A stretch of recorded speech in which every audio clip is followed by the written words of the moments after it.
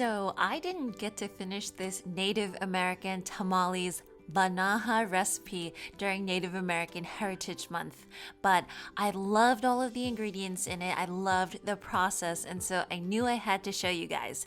It's just a couple ingredients. I chose to use yellow and blue cornmeal, which is actually very traditional, so I hope you all enjoy.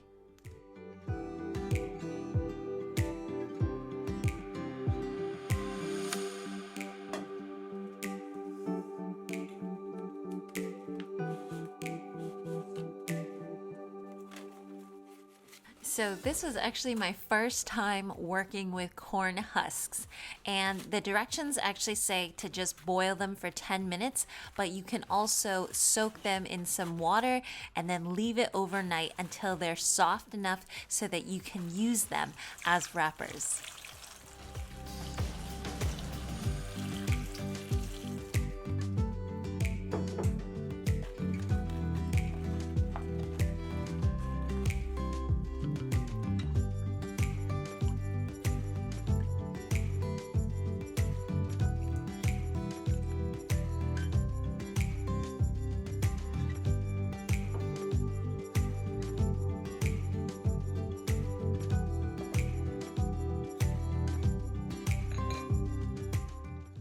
So while your wrappers soften, you can go ahead and make that cornmeal mixture. So I have 1 cup of yellow cornmeal here that I'm mixing with some baking powder, some salt, and then right around 3/4 of a cup of boiling water.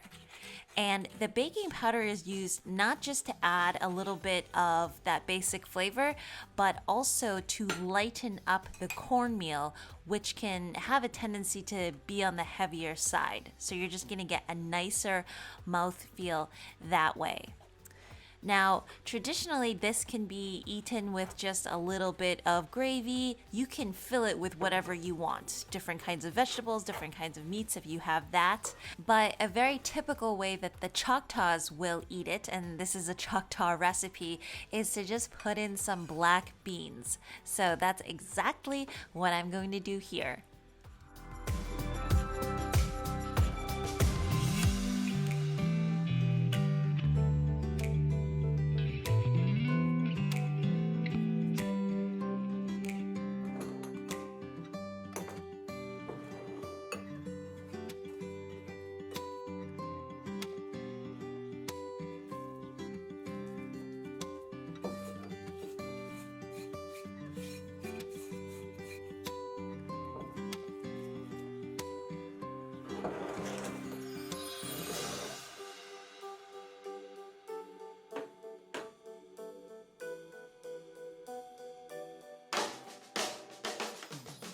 Now, the lazy me is going to do the blue corn version in the exact same bowl.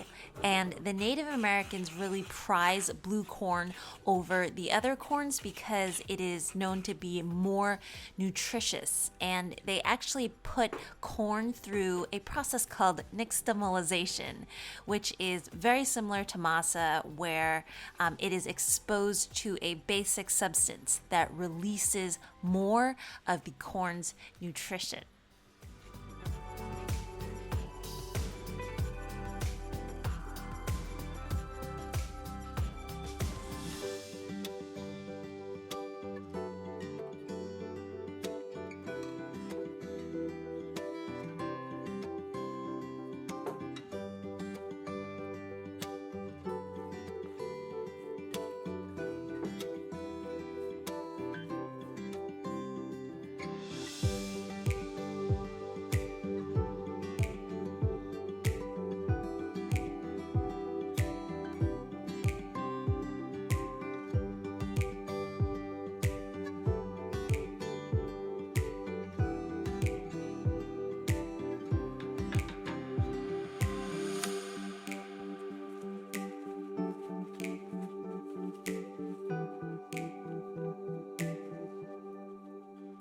So now what I'm doing is cutting a couple of thin strips off of the husks, and I will be using that to actually wrap each of the packages. So I need 2 per package, and it really depends on how full you fill each one to know how much you actually need.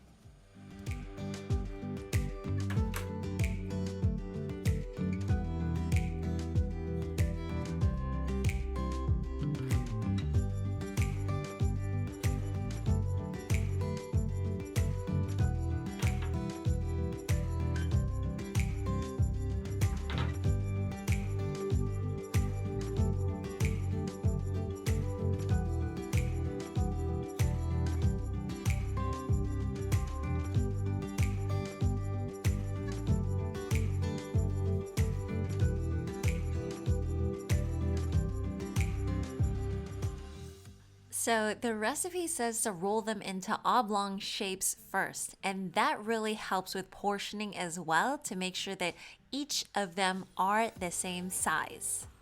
Now, I've seen traditional tamales recipes where they will use 2 sheets of corn husks just to make sure that nothing, I guess, spills out. But for this recipe, I feel like you could probably just use 1 layer and then be able to get away with it.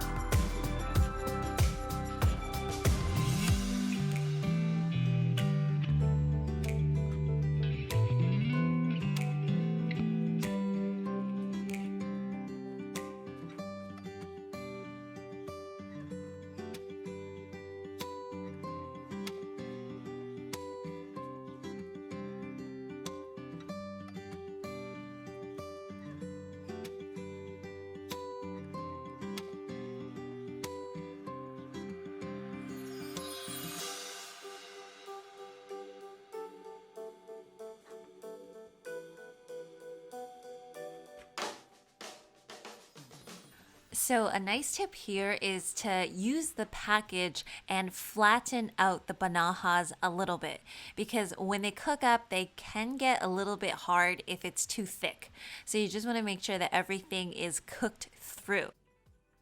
Now, with some Mexican tamales recipes, I know that people call for steaming it.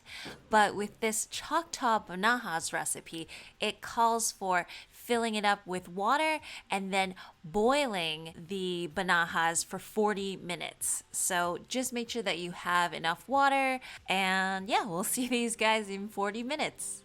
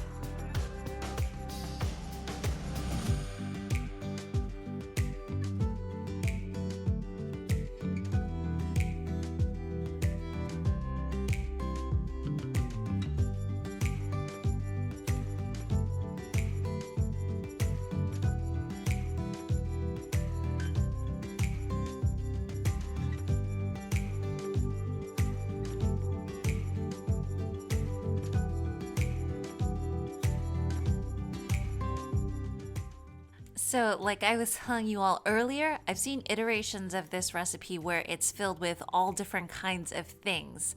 But a very traditional way of doing it is to just serve it with some gravy. And I was so surprised that with such little ingredients, again, that it was so flavorful already. Like, I had a couple of these all by themselves with just some beans up on top, and they were super good and already quite flavorful.